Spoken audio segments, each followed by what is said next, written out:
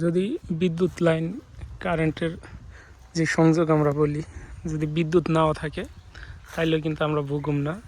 কারণ আমরা যেহেতু গ্রামের মানুষ, আমাদের কিন্তু বিদ্যুতের তত একটা সমস্যা হবে না। আর শহরে যারা বসবাস করেন, শহরের ধনী শ্রেণীর মানুষ যারা আছেন, তারা কিন্তু এই গরমে একদম চিৎপাটাং হয়ে যাবেন। আর আরেকটা কথা, বিদ্যুৎ না থাকলে কিন্তু এই গ্রামের মানে জনজীবনে তত বাধা বিঘ্ন হবে না। আর শহরে যারা আধুনিক জীবনযাপনের সাথে অভ্যস্ত ভাই, যদি একবার বিদ্যুৎ না থাকে ভাবছেন কেমন হইবে। লাইট জ্বলবে না, ফ্যান চলবে না, তারপর এসি চলবে না, এরপরে লিফট চলবে না, বুঝছেন কত ঝামেলা। আমাদের জীবন নিয়ে তত হতাশা নাই, আল্লাহ ভালো রাখছে যে গ্রামে পাঠাইছে। তবে গ্রামে শুধু একটি সমস্যা ছাড়া তত একটা সমস্যা গ্রামে ফেস করা লাগে না, সেটা হচ্ছে গ্রামের মানুষের কটু কথা, এটা হজম করতে হয়। আর গ্রামে হইলো যেই শত্রামিগুলি আছে, মানে পারস্পরিক শত্রামি, এইটা তো ঢাকা শহরে আছে, এটা সব জায়গায় আছে। যেহেতু আমরা বাংলাদেশি মানুষ, আমাদের ভিতরে চরম লেভেলের শত্রামিটা থাকে, সেটা সামনাসামনি দোয়া থাকে আর পিছন দিয়া গোয়া মারার ধান্দা থাকে। হ্যাঁ, এটা কিন্তু অস্বীকার করা যাইব না। আর এই সাইডে দেখেন কত সুন্দর কাশবন হয়েছে। তো এই যে এখন কিন্তু দুপুর, তো এই সময়টাতে কত সুন্দর বাতাস লাগতেছে। এই যে কাশ বনের ইয়ে থেকে ছোটো ছোটো বন হয়েছে, দেখতে ভালোই লাগে। আর এই এপাশে হয়েছে যেই সুন্দর, কত সুন্দর একটা সবুজে সমলে ঘেরা। তো এই যে যারাই বলেন ভাই গ্রামে কিন্তু পানির বিল দেওয়া লাগে না, লাগে না, বা গ্রামে খরচা কম, তবে গ্রামে আয় করা কঠিন, এই জিনিসটা কিন্তু বলতে হবে। যেটা আসলে স্বীকার করার মতো বিষয়গুলি এটা করতে হবে, আর অস্বীকার করার মতো কোনো কথাই বলবো না। গ্রামের জীবনযাত্রায় ততটা প্রভাব পড়বে না যদি বর্তমান সময়ে ঝামেলা হয়।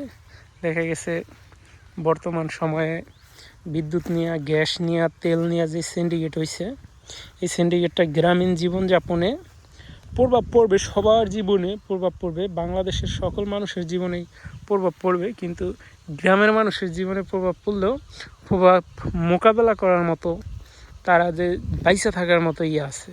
কিন্তু ভাই শহরের আপনি যে স্যার হয়ে মাসে টাকা কামাইছেন ভাই, টাকা দিয়ে আপনি কতক্ষণ সার্ভাইভ করতে পারবেন?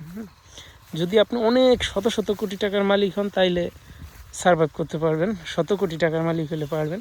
কিন্তু বর্তমান সময়ে এই যে ওয়ার্ল্ড ব্যাপী যে যুদ্ধগুলি শুরু হয়েছে, এই যুদ্ধের সময় আপনাকে যদি গ্রামীণ জীবনযাপনে কেউ নিয়ে আসতে পারে তাইলে আপনার জন্য সহজ হবে। হ্যাঁ, তো ওই যে দেখুন চাষ করতেছে চাষিরা, বৃষ্টি কিন্তু দু একদিন আগে হয়েছে, তারপরে এখন আবার পানি দেওয়া লাগতেছে জমিতে। এটাই হচ্ছে বর্তমান কৃষকদের জীবনযাত্রা, তারা এভাবেই ফসলগুলি ফলায়।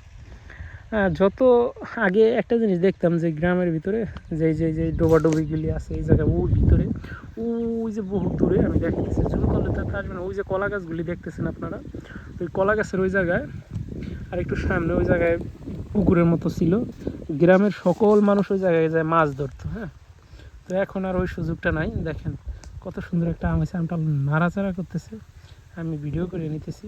হ্যাঁ, দৃশ্যটা দেখে ভালোই লাগতেছে, চারের সাইড দিয়ে ব্লোয়ার হয়ে গেছে আর আমরা হইতেছে। তো যে কথাগুলি বলতে লেছিলাম মাছ, তো ভাই এই কীটনাশকের ব্যবহারের ফলে গ্রামের মানুষ কিন্তু এখন আর মাছ খাইতে পারে না, তথা বাংলাদেশের মানুষই কিন্তু এখন ধীরে ধীরে এই মাছ নিয়ে একটা মানে টেনশনে আছে। কিন্তু টাকা হইলে কিন্তু এখন সহজে ভালো ভালো মাছ কিনে খাইতে পারে না। আর গ্রামের মানুষ কিন্তু চাইলেই সেই মাছগুলি এখন ধইরা খাইতে পারে না। শুধুমাত্র এই শহরের যারা এই যে আধুনিকতার সাথে কাজ করে, এই যে কীটনাশক ব্যবহারের ফলে যেই মেডিসিনগুলি ব্যবহার হয়, সেই মেডিসিন ব্যবহারের ফলে কিন্তু এখন মানুষ সেই স্বপ্নের যেই একটা বিষয় বলা চলে, যে স্বপ্নের একটা বিষয়, তারা এখন মাছ কিনা খাইতে পারে না। এটা ভাই কখনো মনে করলেন, আপনি কি ভাইবা দেখছেন যে আমরা যারা বাংলাদেশে বসবাস করি আমরা কি পরিমাণ খেকো? ভবিষ্যৎ প্রজন্মের জন্য আমাদের কিছুই থাকে না, আমাদের জন্য আমরা তাদের জন্য কিছুই রাখি না। হ্যাঁ, এই কথাটা বলার কারণ হচ্ছে বর্তমান সময়ে আপনি দেখবেন যে এই যে চায়না জাল, এই চায়না জাল দিয়ে সবাই মাছ ধরে, একটা তিতপুরি পর্যন্ত ধরে নিয়ে জায়গা ওই চায়না জালে। কিন্তু ওইটা যদি না করতো তাইলে সকল মানুষের কাছেই কিন্তু মাছটা পৌঁছে যেত। আমি ছোটোবেলার কথা বলি, আমি যখন ছোটো আছিলাম তখন কিন্তু আমি এই রাত্রে মাছ ধরতাম আলো শিকার করে, আমাদের গ্রামের বাসায় আলো শিকার করে, তো আলো শিকার করে মাছ ধরতাম, করে মাছ ধরতাম। এই সুযোগটা এখন আর নাই, এখন আর এই সুযোগটা নাই, ওইভাবে মাছ টাছ পাওয়া যায় না। তো ভবিষ্যৎ প্রজন্ম যদি এটা চিন্তা ভাবনা করেন, ভবিষ্যৎ প্রজন্ম নিয়ে যে ভবিষ্যতে যারা আসবে তারা এটা সব পাবে, তাহলে আপনাকে কীটনাশক যথেষ্ট পরিমাণ আপনাকে কীটনাশক বাদ দিয়ে তারপর কাজ করতে হবে। কীটনাশক যদি আপনি পারেন আপনার জমিতে ব্যবহার করবেন, আর মানে কম করবেন, যদি পারেন একবারেই করবেন না, এরকম বলা চলে, এরকম বলতে হয়, কারণ এই কীটনাশক ফসলের মারাত্মক ক্ষতি করে। আর যাই হোক, এত কথা যার জন্য বললাম সেটা হচ্ছে বর্তমান সময়ের পরিস্থিতিতে বাংলাদেশের অর্থনীতি কিন্তু একদম হজবরল একটা অবস্থা, হতভম্ব হয়ে গেছে মানুষ। বাংলাদেশে গ্যাস, তেল, তারপর নিত্য প্রয়োজনের সকল জিনিসের দাম কিন্তু হু হু করে বাইরে চলছে। আমাদের সকলের জীবনযাত্রায় কিন্তু এর প্রভাব পড়ছে। তো আমাদের উচিত এই বৈশ্বিক অর্থনৈতিক যেই মন্দাভাব, তারপরে মূল্যস্ফীতি, এগুলি সব কিছু ধীরে ধীরে কন্ট্রোল করে চলার চেষ্টা করা, এর বাইরে কিছু না। যারা বর্তমানে আছে সরকারের দায়িত্বে তারাও কাজ করবে, আর জনগণ আমাদেরকে অনেক আগে আসতে হবে।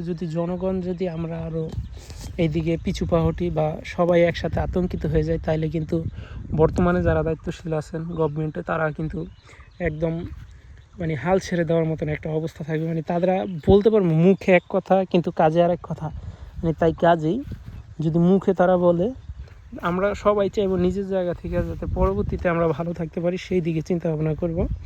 আমরা এইভাবে কাজ করব, এরকম কোনো কাজ করবো না যাতে রাষ্ট্রের অনেক ক্ষতি হয়।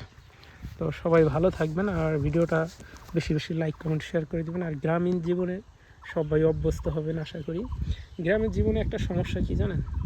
গ্রামীণ জীবনে একটা সমস্যা হচ্ছে গ্রামের, মানে এই জিনিসটা আমার অনেক ভাবায়, যে গ্রামের যারা আজকে দোয়া করবে সামনাসামনি, তারা একটু পরের দিন না, একটু পরেই আপনাকে গালি দিবে আপনি যাওয়ার পরে। মানে এরকম হচ্ছে গ্রামীণ জীবন। তারপর সবাই গ্রামে আত্মীয় স্বজন, ভাই ব্রাদার, পাড়া প্রতিবেশী মিলেমিশে জীবনযাপন করি। তবে এটা খুব হিসাব কিতাব করে চলা লাগে। সবাইকে বলতেছি, এটা হচ্ছে আমার ব্যক্তিগত অভিজ্ঞতা, ব্যক্তিগত মতামত। হয়তো সবার জীবন একরকম না, সবার জীবন এক একভাবে চলতে পারে, কিন্তু আমি আমার জায়গা থেকে আমার ব্যক্তিগত মতামতগুলি প্রকাশ করি, আপনারা জানেন। তো যাই হোক, অনেক কথা বললাম, হয়তো অনেক কথা ভুল ত্রুটি হয়ে থাকতে পারে। এই ভিডিওটা যখন আপলোড দেব, হয়তো বর্তমান পরিস্থিতি যেদিকে যাইতেছে জানি না, বহির্বিশ্বের অবস্থা কি। এই যে ইউটিউব চ্যানেলে কাজ করি, সেই ইউটিউব চ্যানেলের কত দূর র্যাঙ্ক করাইতে পারি। আর আমার ভিডিও কিন্তু অনেক দেশ থেকেই দেখে, যেরকম সৌদি, দুবাই, কাতার, মালয়েশিয়া, ওমান, মিশর, তারপরে যুক্তরাষ্ট্র, কানাডা, বিভিন্ন দেশ থেকেই দেখে। তবে যদি কারো ভালো লাগে অবশ্যই চ্যানেলটাকে সাবস্ক্রাইব করে বেল আইকনটি অন করে দিবেন। আর একটি বিষয় হচ্ছে যে আপনাদের মূল্যবান মতামতটা প্রকাশ করবেন। আজকের মতো এখানেই বিদায় নিচ্ছি, দেখা হবে পরবর্তী কোনো ভিডিওতে। আসসালামু আলাইকুম।